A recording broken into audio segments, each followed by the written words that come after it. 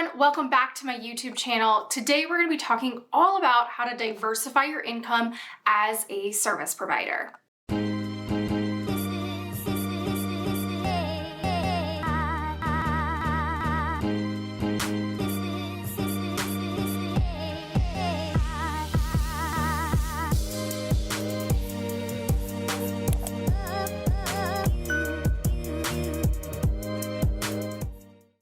Okay, so when I started on my entrepreneur journey, and I think this is kind of natural for most people, is that we immediately go into a service-based business. And what I mean by this is you are trading your time for money. You're providing some kind of craft, some kind of your talent. So this can be anything from hairdressers to where I started as a photographer and now as I went through the journey of being a social media manager to a social media agency owner and now to a content strategist, where I am trading my services for somebody else's dollar. So traditionally speaking, what I was doing as a photographer when I first started my career, and then when I got into freelancing social media, it would literally take my time and energy to go out and make money. And if I couldn't show up or if I was booked, I could not expand my income. I could not expand beyond that because there's only so many hours in the day, only so many days in the week, weeks in the month, months in the year, that you're almost limited in the amount of money that you can make as a service provider. So there's a couple ways that I want to walk you through how to diversify your income just beyond your services. Before we dive into the specifics of what this is going to look like, I want to give you a little bit of background information. So when I first started A Creative Co, I was working like 12+ hour days. I didn't have a team yet. And as I started to bring on team members, I thought it would alleviate some pressure when in all actuality, it just added more work to my plate because I'd bring on more clients to then help pay for the people on my team.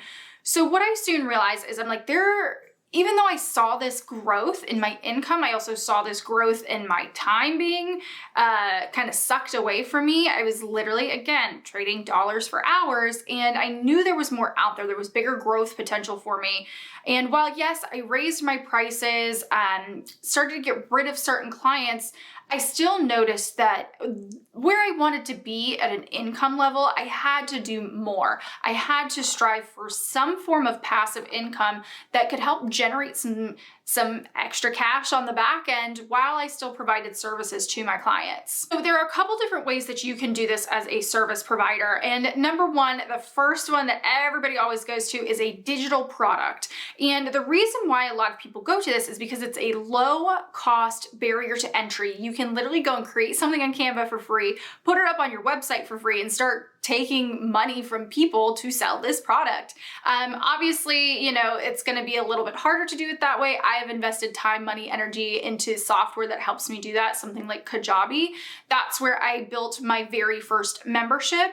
And that was the first product that I launched. And it was so much fun to create a membership over like a course or an ebook or a digital download product because it's given me sustainable recurring income month after month after month by charging $29 a month to access my brain and my energy that I've poured into this membership. So there's obviously pros and cons to each and every type of digital product that you might build. An ebook, it is something that people impulse buy. You create it once, can continue to sell it over. A course is going to take a lot more of your time and energy, but you can charge a lot more for it. It just might take you a little bit more time. And then with a membership, it can continue to grow along with you. You can continue to develop the product as you're collecting income. But that is the first and foremost way for most service providers to kind of tap into this passive income and to, again, kind of make money while you sleep.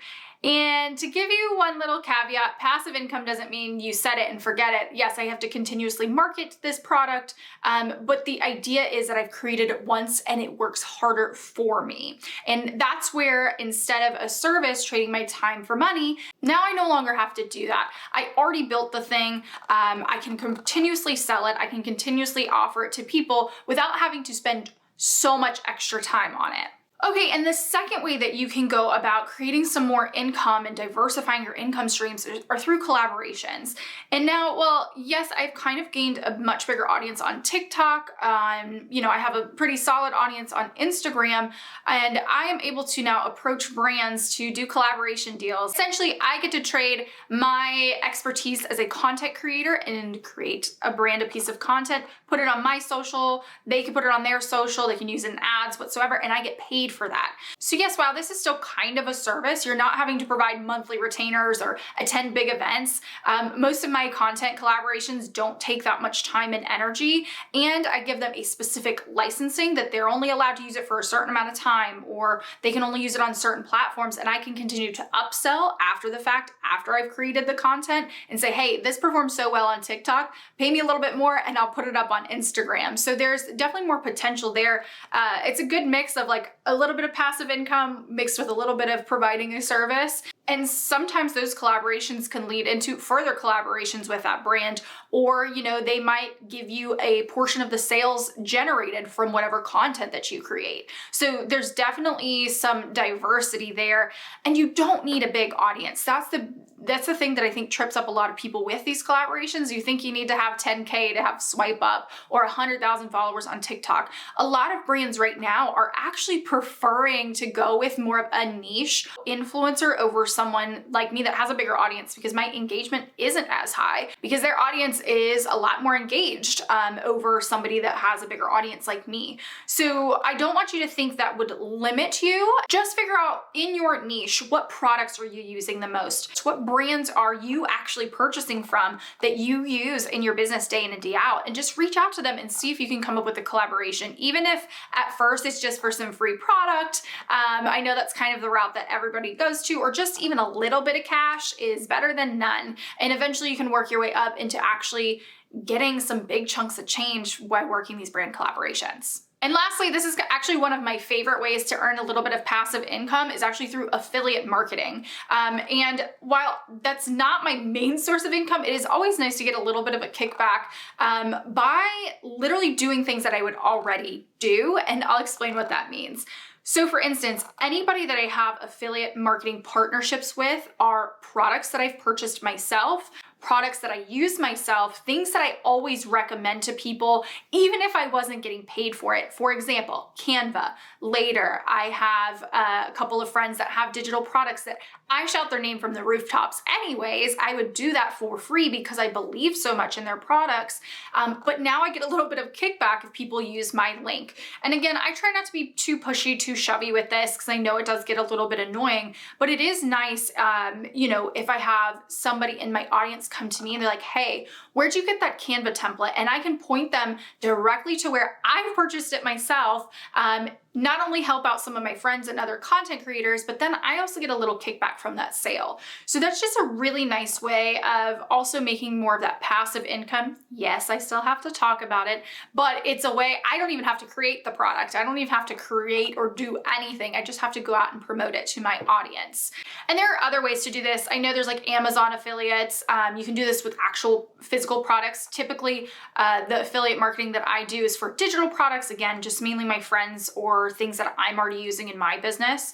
But there's so many different avenues that you can research here. So those are 3 different ways that you can diversify your income as a service provider and start getting some more bang for your buck and not having to work so hard all the freaking time and pour in 12+ hour days every single day into your business. And if you're a social media manager and you're watching this and you're not quite ready to take the leap on some of these passive income products or diversifying your income, I actually do have a really amazing pricing workshop to make sure you're positioning yourself to make money by providing your service. You can actually grab it at the link below. And you guys, don't forget to hit that subscribe button. I will see you next week.